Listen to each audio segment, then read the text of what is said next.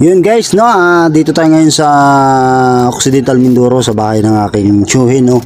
Kinuha niya ako, pinuntahan niya ako doon sa bahay upang gumawa raw ng kanyang patungan ng kanyang speaker, no.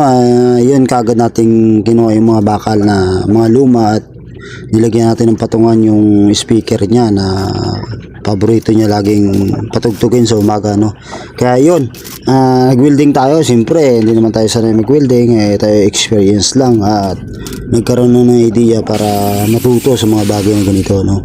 Pero pagdating ng panahon, dahil natuto tayo sa ganito, magagamit natin to sa mga gustong magpagawa, no, ng mga trim ng bintana tulad ng cut tray, ganun, angle bar, flat bar, tapos mga ibang bakal lang gagamitin natin. Kaya na natin yan guys, no.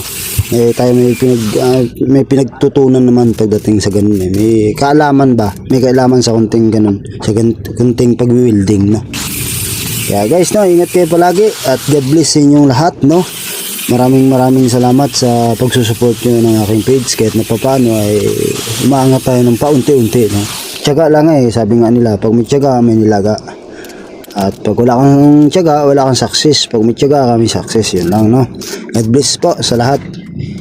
At sana po sa mabuti kayong kalagayan sa araw na to. Yun na nga, no.